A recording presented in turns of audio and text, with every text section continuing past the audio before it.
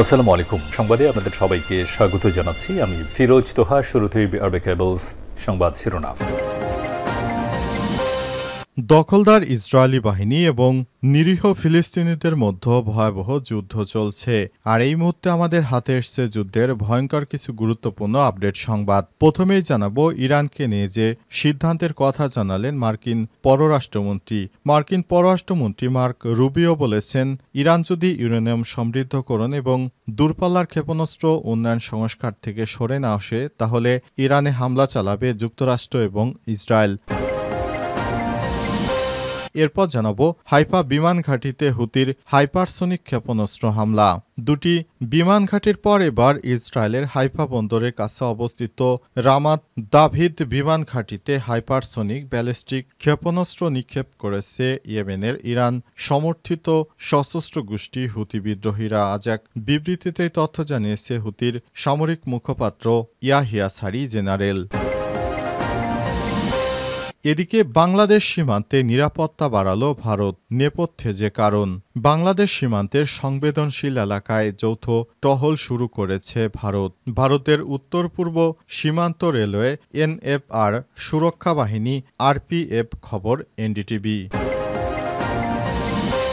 এবারে জানাবো গ্রিন কার্ডধারীদের জন্য কড়া সতর্কবার্তা যুক্তরাষ্ট্রের। গত জানুয়ারিতে যুক্তরাষ্ট্রের প্রেসিডেন্ট হিসেবে শপথ নেন ডোনাল্ড ট্রাম্প। তার পূর্ব ঘোষণা অনুযায়ী অবৈধ অভিবাসীদের বিরুদ্ধে ব্যাপক ধরপাকড় শুরু করে ট্রাম্প প্রশাসন। এ নিয়ে সেখানকার অভিবাসীদের মধ্যে উদ্বেগ ও আতঙ্ক দেখা দিয়েছে। তবে তাদের মার্কিন যুক্তরাষ্ট্রে থাকার বৈধ নথি গ্রিন কার্ড আছে, তাদের নানা চাপে রাখছেন ট্রাম্প প্রশাসন। এবং সর্বশেষ জানাবো শেখ হাসিনা খুনি কিনা যারা প্রশ্ন করে তারা সাংবাদিক নয়, তারা হচ্ছে দালাল, বললেন নাহিদ ইসলাম।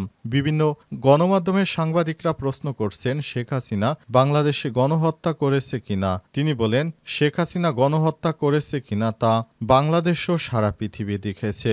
শেখ হাসিনা গণহত্যা করেই বিদেশে পালিয়ে যেতে বাধ্য হয়েছে। আবার শেখ হাসিনাকে যারা বলছেন যে গণহত্যা করেছে কিনা তারা মূলত কোনো সাংবাদিক না, তারা হচ্ছে শেখ হাসিনার দালাল। প্রিয় দর্শক, এতক্ষণ শুনছিলেন সংবাদ শিরোনাম, এবারে বিস্তারিত।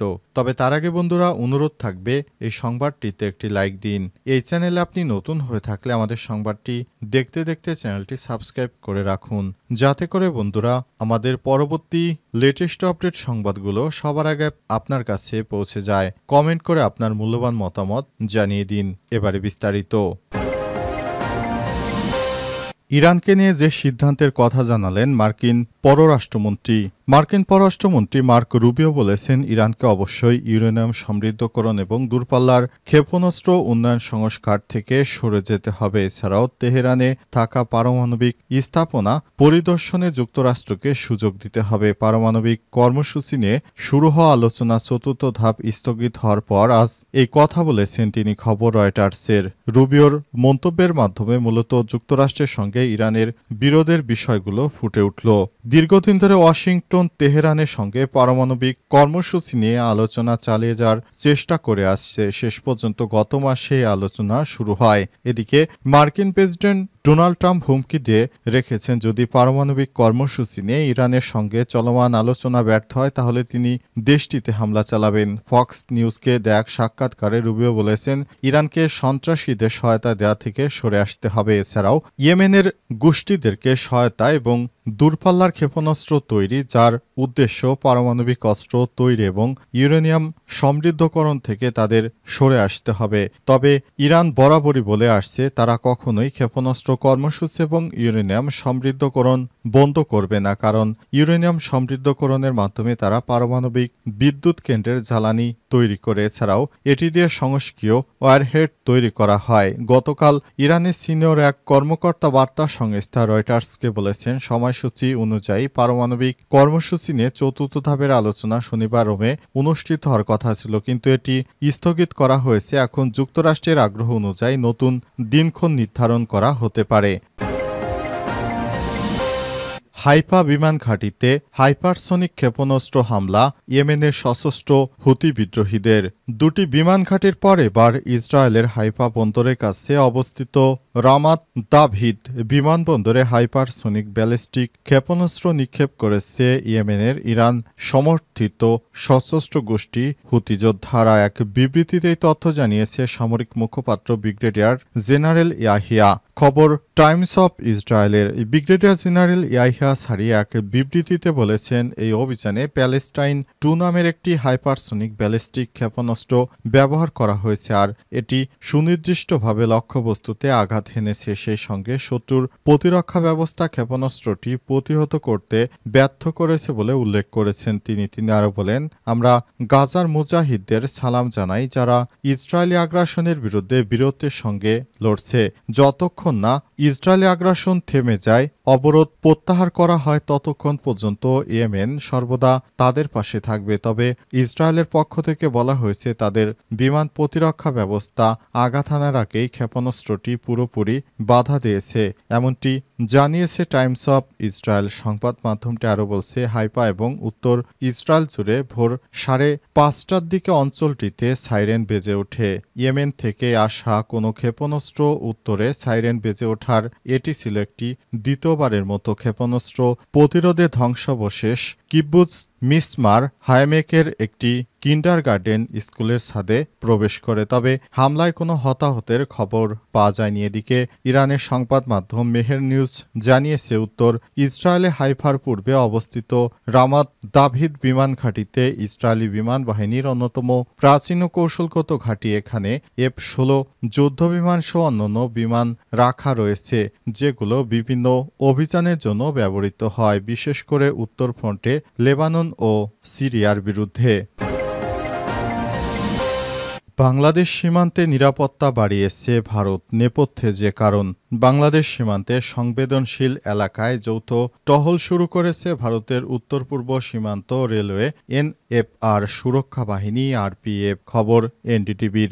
ভারতীয় সীমান্তরক্ষী বাহিনী BSF এর সঙ্গে সমন্বয় করে দেশটির সরকারি রেলওয়ে পুলিশ GRP এই যৌথ টহল শুরু করে। এনডিটিভির প্রতিবেদনে বলা হয়েছে, সীমান্তে নিরাপত্তা জোরদার এবং বাংলাদেশের সীমান্তবর্তী এলাকায় রেলওয়ে সম্পদ ও যাত্রীদের নিরাপত্তা নিশ্চিত করতে নজরদারি বাড়ানোর লক্ষ্যে সিদ্ধান্ত নেওয়া হয়েছে। আন্তর্জাতিক সীমান্তের কাছাকাছি রেলপথে নজরদারি বৃদ্ধি এবং যে কোনো অপ্রীতিকর ঘটনা রোধ করার জন্য RPF, GRP এবং BSF এর এই যৌথ টহল ব্যবস্থা চালু করা হয়েছে। বাংলাদেশ ভারত সীমান্ত সংলগ্ন সেক্টরগুলোতে বিশেষ মনোযোগ দিয়ে NFR এর অধীনে বিভিন্ন বিভাগে যৌথ টহল পরিচালনা করা হচ্ছে।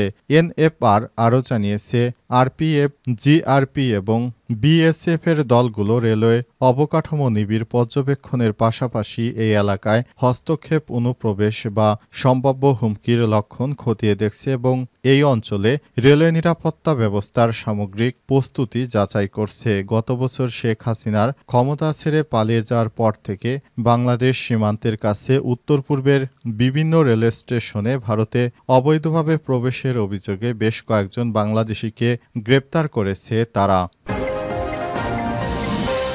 শেখ হাসিনা খুনি কিনা যারা প্রশ্ন করে তারা সাংবাদিক নয়, বললেন নাহিদ ইসলাম। বিভিন্ন গণমাধ্যমের সাংবাদিকরা প্রশ্ন করছেন, হাসিনা গণহত্যা করেছে কিনা। আমি বলছি, আপনারা সাংবাদিক না, সারা বিশ্ব দেখেছে হাসিনা গণহত্যা চালিয়ে ভারতে পালিয়ে গেছেন। 2 মে রাজধানীর বায়তুল মোকাররমে আওয়ামী লীগ নিষিদ্ধের ও বিচারের দাবিতে বিক্ষোভ সমাবেশ এমন মন্তব্য করেছেন জাতীয় নাগরিক পার্টি NCPর আহ্বায়ক নাহিদ ইসলাম। তিনি বলেছেন, নৌকা মার্কাকে বাংলাদেশ থেকে নিশ্চিহ্ন করে দিতে হবে। বিচার চলাকালীন আওয়ামী লীগের রাজনৈতিক এবং সাংগঠনিক কার্যক্রম নিষিদ্ধ করতে হবে এবং বিভিন্ন ষড়যন্ত্রের কারণে জুলাই ঘোষণাপত্র এখনও আসছে না। নাহিদ ইসলাম আরও বলেছেন, জুলাই অভ্যুত্থানে 9 মাস পার হলেও আওয়ামী লীগ নিষিদ্ধ ও নিবন্ধন বাতিল সহ আমরা যে দাবি করে আসছি সেগুলো মানা হচ্ছে না। তিনি আরও বলেন, বাংলাদেশের জনগণ 2024-এ প্রথমবার রাজপথে নেমে আসেনি, জীবন দেয়নি। এর আগেও বহুবার দেশের মানুষ রাজপথে নেমে এসেছে, জীবন দিয়েছে। 1971 সালের পরে 1972 সালে আমাদের সোনার বাংলা স্বপ্ন মুজিববাদীদের হাতে ব্যাহত হয়ে গিয়েছিল। দেশটাকে ভারতীয় শাসক গোষ্ঠীর হাতে তুলে দিয়েছিল।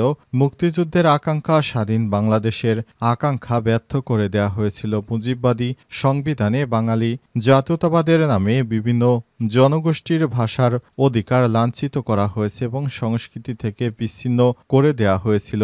গণতন্ত্রের নামে বাকশাল কায়েম করা হয়েছিল, কিন্তু নিষ্ঠুরভাবে সেই স্বৈরাচার শাসনকে আমরা প্রতিহত করার পরও বাংলাদেশে এখনও আগের মতো স্বৈরাচারকে আবার পুনর্বাসনের চেষ্টা করা হচ্ছে।